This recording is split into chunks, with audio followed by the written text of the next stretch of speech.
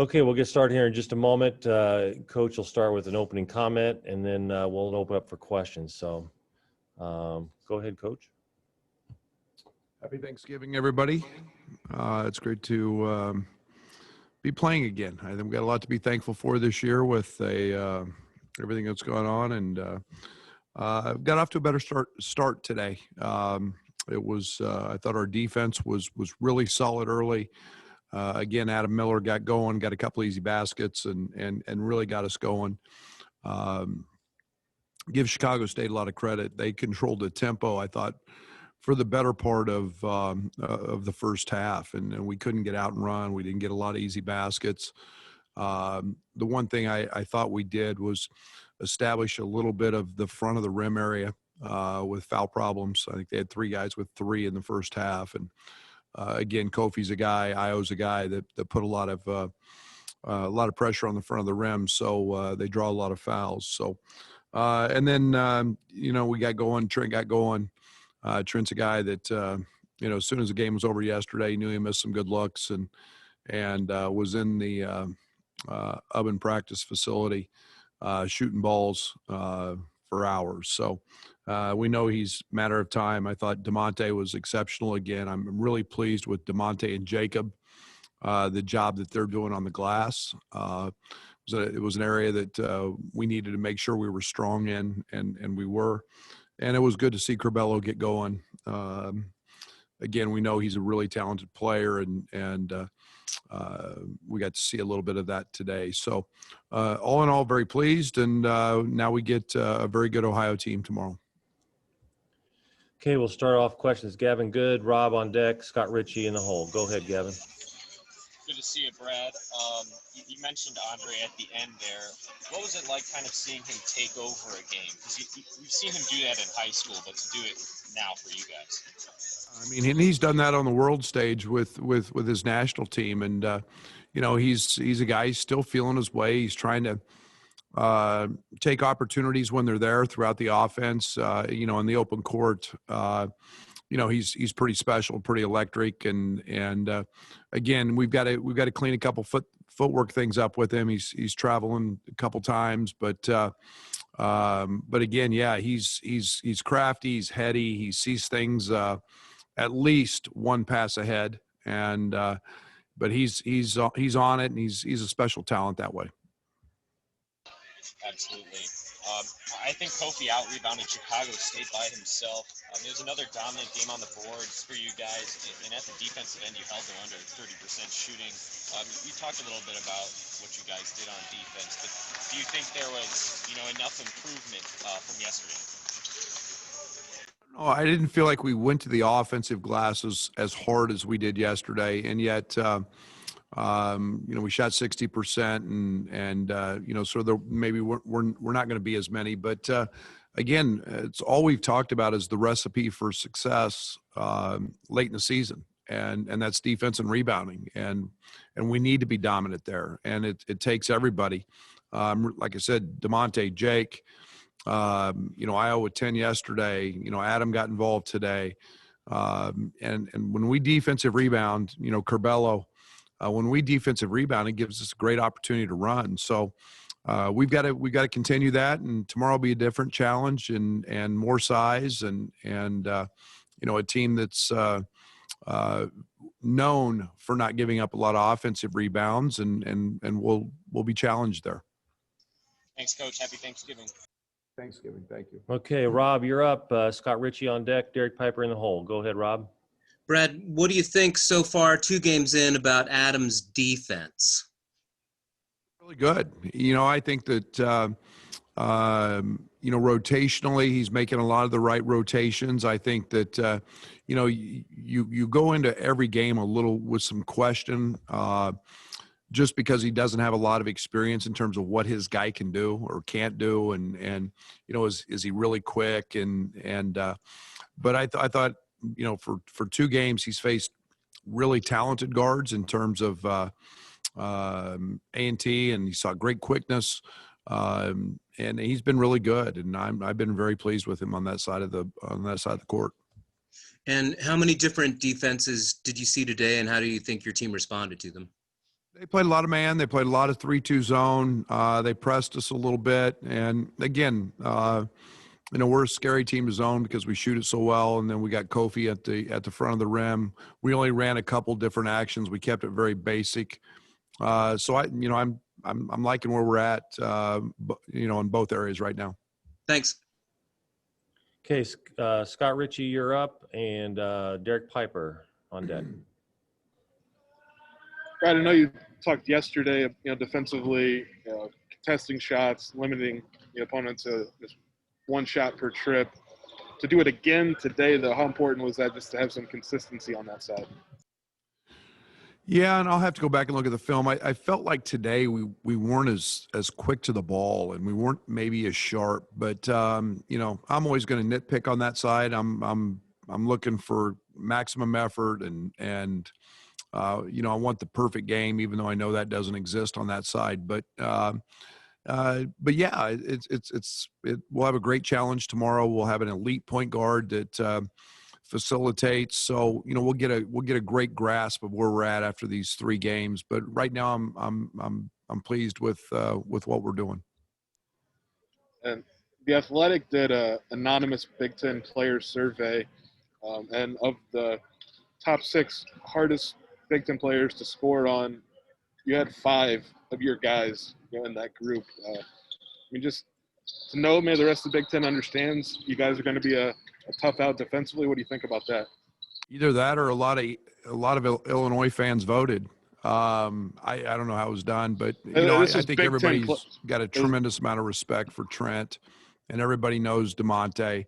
I have not seen that, and I got to think that Kofi's presence in the middle would have him somewhere in there, and then Io's really established himself as one of those guys as well. So I think we're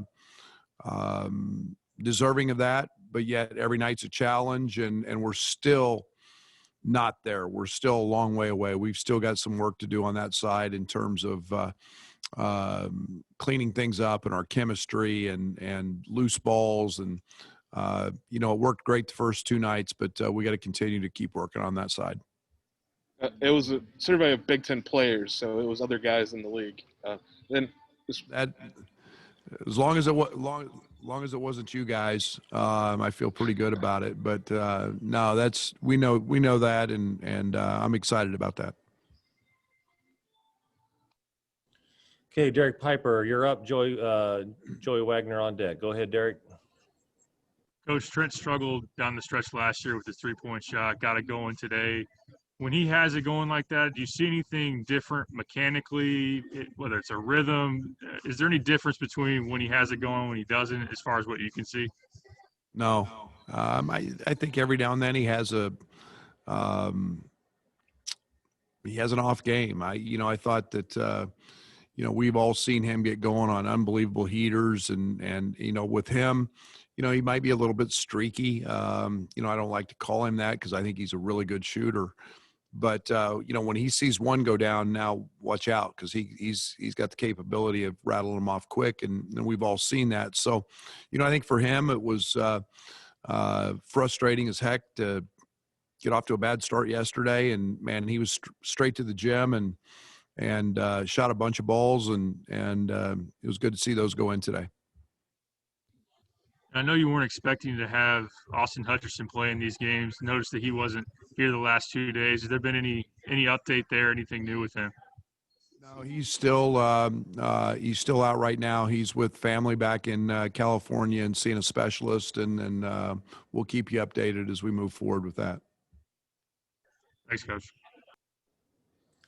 Okay, Joey Wagner, you're up. Alec is on deck. Go ahead, Joey. Hey, Brad. I know we talked about Kofi yesterday with his post-game running, and he and Fletch interact quite a bit from court to bench. And what are you seeing out of that relationship, and how is Fletch able to drive that out of Kofi more and more? Well, I think that nobody knows Kofi better than Fletch, from a body type, from a guy who's trained him, from a guy who's involved in his nutrition, his hydration. And I think that, he's a guy that Kofi respects and listens to. And So they have a great relationship, and I think anytime Kofi's got a banged up knee, he played with his sleeve today. There was Fletch giving him a massage and making sure he's got the right recovery. I think he's just a guy that Kofi has tremendous trust in. And then the post game, the pregame, excuse me, the families introducing their players. Did you know that was happening? And from your vantage point, were you able to kind of watch their reactions as they're seeing their family on the big board there? Yeah, that's pretty cool, isn't it? Kelsey Ansfield, and that was one of her ideas, and we talked about that. Thought that'd be really cool at Thanksgiving, and we have no families allowed at our games, and these guys have been away from their families for quite some time, and they don't get to see them. They're not here during a time of when everybody else is with a lot of family. And that's one of the sacrifices these guys are making. And so I'm really proud of them. I told them today I'd have to be, Grandpa Brad and I'd be their grandpa, but it's great. That was a nice touch. Kelsey did an unbelievable job, and it was fun to see their reactions and those smiles on their face. Hey, Coach. Every time Trent seems to talk, I just kind of sense his buy-in to the program and everything that you preach. Is there maybe a player that's more bought into your message over the last couple of years than what Trent Frazier has been? We got a lot of guys that are that way now. I think that's why we win. I think that's why we were able to turn the corner. You don't do that if you don't have buy-in. But no, Trent is all in Illinois basketball. I mean, all in. And there's a young man who does anything that we ask, everything that we ask, and sacrifices everything. I mean, just the little play yesterday, giving the ball up to Adam, on a breakaway layup, and help a young guy get going, and when he had it going as well, and he was struggling. That's unbelievable buy-in, and Trent loves winning as much as anybody else, but I think we've got a team full of that. So I don't want to be putting him as the only one. We've got a bunch of guys that are very committed. Thanks, Coach. Enjoy Thanksgiving with your family. Okay, Matt Stevens, you're up, and then Nico is on deck. Go ahead, Matt. Brad, I wanted to ask you about Jacob Granderson. You mentioned him right off the top, and he seems like he's really fit into what you guys want to do immediately and not trying to do too much after having sit out last year. Is that impressive to you that a kid's able to have that kind of game, these two games when he hasn't been able to play as much? Yeah, and again, Jacob's worked his tail off, and I was curious coming into this, how he was going to impact us. I knew what I thought, but to go out and do it, he's been great on the glass. I thought yesterday, tremendous impact off the bench. There was a shot of energy when he went into the game, and again, he's a guy who we haven't seen it yet. He's a guy that's very, very capable from three, very, very good shooter. He's an elite cutter. I'm extremely comfortable with him. So it's been great to see, and something that we knew he's a good player and he was going to impact us, and he's done that in a large way. I wanted to follow up just with your bench. How much of this season are you going to rely on your bench, maybe even more than you have since you've got here? Maybe just because, whether it's because of COVID or just normal basketball, it seems like you guys are able to go to your bench a lot more this year and have confidence doing it. Well, I hope that becomes the case. I think that there's games like this where, a lot of guys get minutes and they're productive, and we haven't been stressed, and I hope that's the case. We want that to be the case, but again, we're in a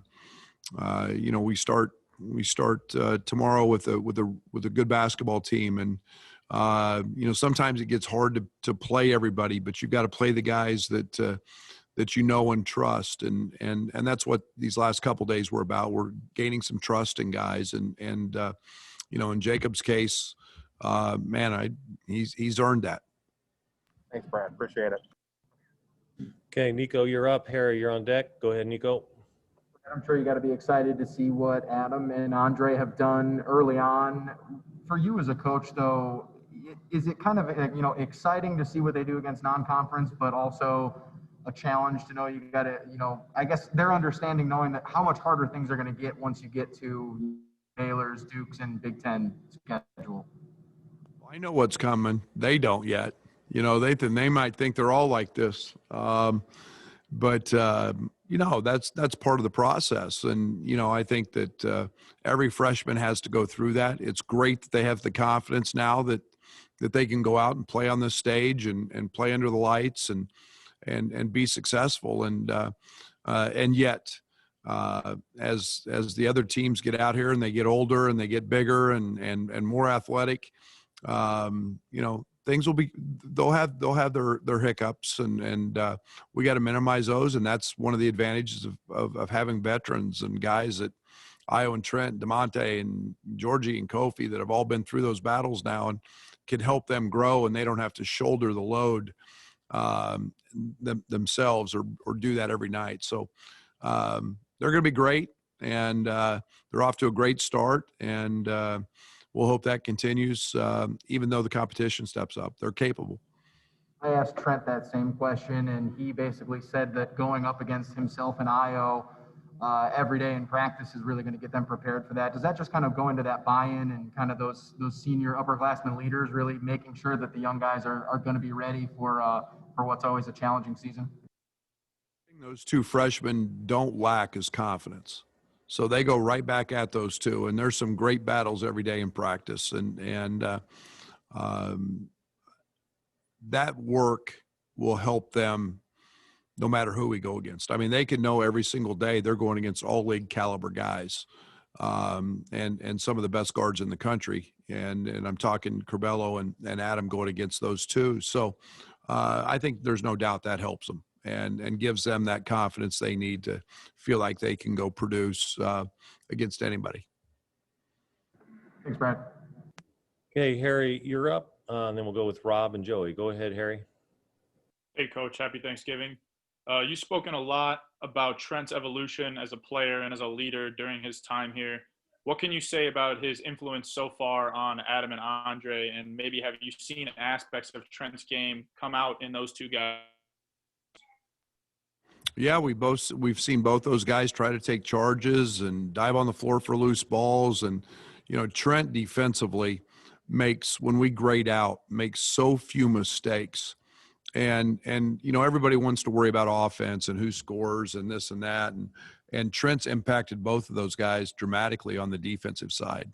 And, when you're guarding the ball, there's an art to that, and there's a science, and it's hard and it's tough. And, Trent's been phenomenal with those guys in terms of giving them some keys and, and then telling them, hey, sometimes it is hard. You're going to get scored on, but next time you got to keep doing it. And over the course of 40 minutes, you got to win those battles more often than not. Just to follow up on that, what do you think having a guard as selfless as Trent, what kind of message do you think that sends to not only Adam and Andre, but just kind of everybody else on the team with his team first mentality and just being so willing to pass up shots and get his guys going? I don't know how many assists. What did we have yesterday? 31 assists. I think that's one of the things that speaks volumes for our team is we sacrifice for the guy to our right and guy to our left, and we do that so we can win. And when we win, we all win, and that's the mentality that we have in that locker room.